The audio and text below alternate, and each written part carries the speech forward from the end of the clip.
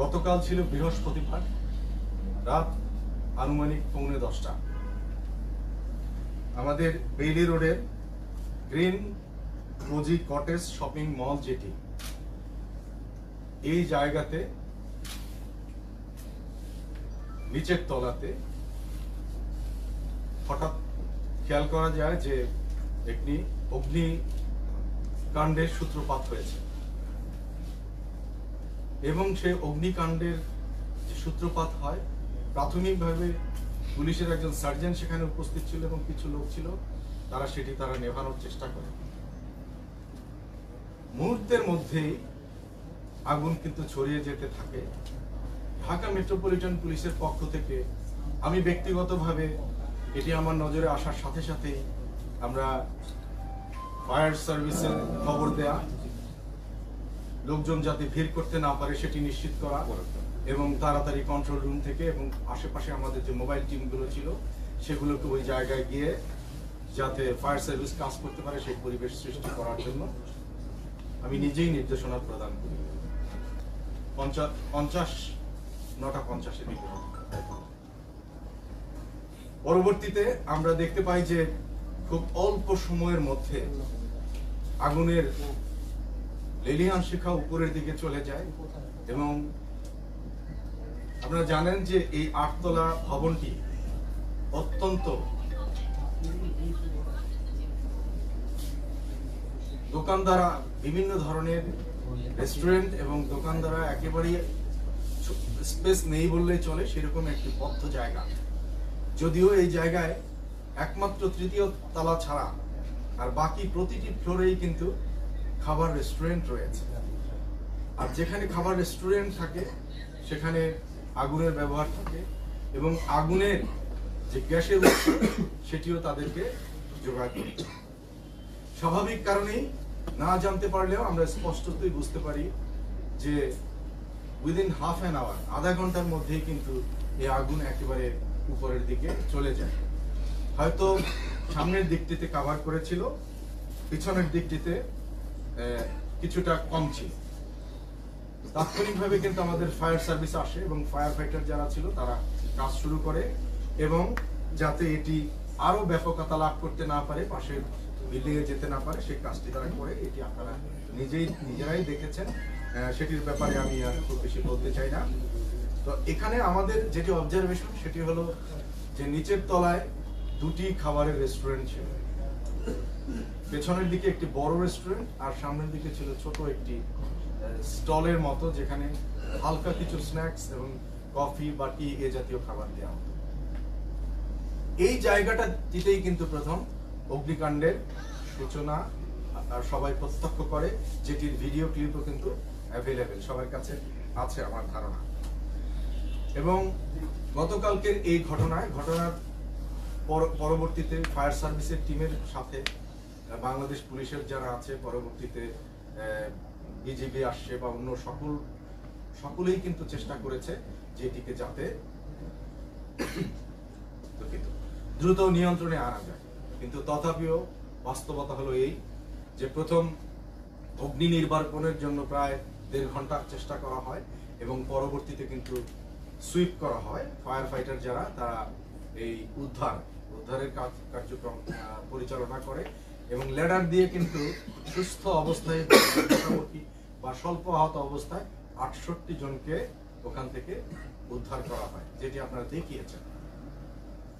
এবং অচেতন অবস্থায়, বিশেষ করে স্মোকের কারণে, কার্বন মনোক্সাইডের কারণে কিন্তু একটি উল্লেখযোগ্য সংখ্যক মানুষকে, পুরুষ, নারী এবং শিশুদেরকে তৎক্ষণাৎ ফায়ার ফাইটার যারা ছিলেন তারা উদ্ধার করে ঢাকা মেডিকেল কলেজ হাসপাতাল, বার্ন ইউনিট, রাজারবাগ পুলিশ হাসপাতাল সহ ইসলামী হাসপাতাল, বেশ কয়েকটি হাসপাতালে কিন্তু তখন তারা দ্রুত চলে যাওয়ার পরে সেই জায়গাতে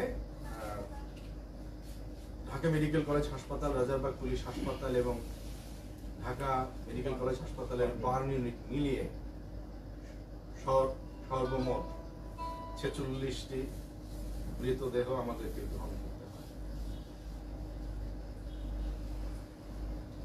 এই 46টি মৃতদেহের মধ্যে এ পর্যন্ত 40টি মৃতদেহ শনাক্ত করা হয়েছে, 6টি মৃতদেহ এখনো শনাক্ত করা যায়নি।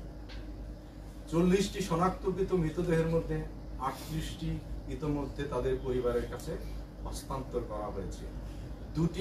দুটি মৃতদেহ ফ্রিজারে রাখা হয়েছে, তাদের পরিবার আগামীকাল হয়তো নিবেন বলে জানিয়েছেন। আর 6টি মৃতদেহ চিহ্নিত হয়নি, তার মধ্যে 2টি বেশ দগ্ধ, তাদেরকে চেনাই কঠিন। একজন পুরুষ, এটি বোঝা যায়, হাতে একটি ঘড়ি আছে, আর একজন পুরুষ কি মহিলা সেটি বোঝা দুরূহ হয়ে গেছে।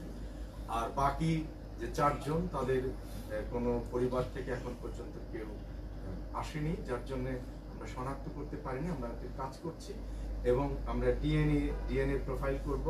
আমরা যত তাড়াতাড়ি সম্ভব প্রোফাইলিং শেষ হবে, তাদের পরিচিত পাওয়া যাবে, তারপরে তাদের পরিবারের কাছে হস্তান্তর করা হবে।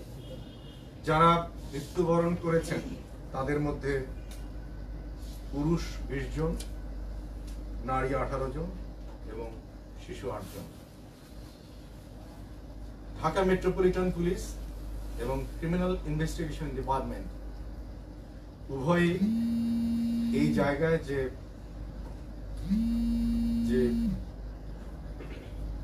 বেইলি রোডের অকুস্থলে ইনসিডেন্টের জায়গায় যায় এবং সেই জায়গায় থেকে ঘটনার যে আলামত বা এভিডেন্সেস সেগুলো তারা যথাযথভাবে আজকে সকালের দিকেই সেটি কালেকশন করেছে। গতকালকে ঘটনার পরপরই পুলিশ কমিশনার মহোদয় ছিলেন, আমরা সকল লেভেলের অফিসাররা সেখানে ছিলাম এবং ইন্সপেক্টর জেনারেল মহোদয় তিনিও বেইলি রোডে ছিলেন। তারপরে পুলিশ হাসপাতাল, বার্নিনি, ঢাকা মেডিকেল কলেজ হাসপাতাল সব জায়গায় ছিলেন এবং যতটা সম্ভব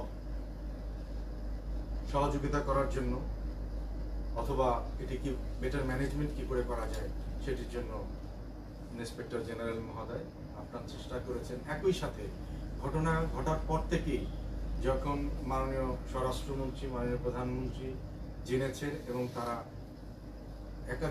বারবার তারা খোঁজ নিচ্ছিলেন, ইন্সপেক্টর জেনারেল মহোদয়, কমিশনার মহোদয় তাদেরকে অবগত করছিলেন এবং তারা উৎকণ্ঠায় ছিলেন এবং তাদের নির্দেশনা আমাদেরকে দিয়েছে আমরা যাতে এটি আন্তরিকতার সহিত দ্রুত যত তাড়াতাড়ি সম্ভব এটিকে আমাদের নিয়ন্ত্রণে নিতে পারি। আমরা মনে করি যে এর পরবর্তীতে যে প্রশ্নগুলো আসে সেটি হলো যে এ ধরনের জায়গায় এতগুলো গ্যাস সিলিন্ডার থাকার কথা কিনা, অগ্নিকাণ্ডের সূত্রপাত কি করে হলো, অনেক ধরনের প্রশ্ন আসে এবং সে কিছু প্রশ্নের জবাব কিন্তু আপনারা আমাদের যে ডিজি ফায়ার সার্ভিস মহোদয় তার কাছ থেকে আপনারা জানার চেষ্টা করেছেন, তিনি আপনাদেরকে অবগত করেছেন। আমাদের পক্ষ থেকেও আমরা আমাদের তদন্ত, বিশেষ করে আমাদের এই ঘটনার সংশ্লিষ্টতায় যে মামলা রুজুর প্রক্রিয়ায় আমরা আছি এবং সেই জায়গা থেকে আমরা কাজ করছিলাম যে উৎস কোথায়, কাদের রেসপন্সিবিলিটি আছে এবং সেই প্রাথমিকভাবে আমাদের যে রেসপন্সিবিলিটির জায়গা সেই জায়গা থেকে আমরা আমাদের যে নিচের যে রেস্টুরেন্টটি চুমুক সেটির 2 জন মালিক তাদেরকে আমরা আটক করেছি। আমাদের জিজ্ঞাসাবাদ হচ্ছে, মামলা রুজুর সাথে সাথে তাদেরকে আমাদের গ্র্যাভিটি অনুযায়ী তাদের আইনি প্রক্রিয়ার মধ্যে নিয়ে নেওয়া হবে। সেই সাথে কাচ্চি ভাই যে রেস্টুরেন্টটি সেটির যে ম্যানেজার তিনিও আমাদের কাছে আছেন, আমরা যে জিজ্ঞাসাবাদ করছি তাদের দায় দায়িত্ব কতটুকু আছে নিরাপত্তা আরও সেটি করার চেষ্টা করছি। তো এটি আমাদের পক্ষ থেকে প্রচেষ্টা, যদিও আমরা জীবন এবং যে সম্পদের ক্ষতি হয়েছে সেটির ব্যাপারে একটি দিক, আরেকটি দিক হলো আইন প্রয়োগের জায়গা। ঢাকা মেট্রোপলিটন পুলিশ তথা বাংলাদেশ পুলিশ বদ্ধপরিকর তাদের জায়গায় তাদের দায়িত্ব পালন করার জন্য।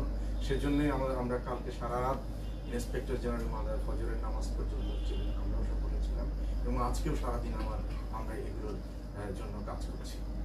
তো আমরা সকলকে বলতে চাই যে যা রেস্টুরেন্ট আছে আপনাদের প্রতি আমাদের স্বনির্বন্ধ অনুরোধ থাকলো, আপনারা শুধু ব্যবসার কথা চিন্তা করবেন না, জীবনের কথা চিন্তা করবেন।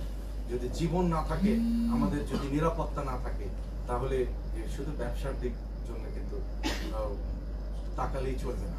সেই অনুরোধ থাকলো।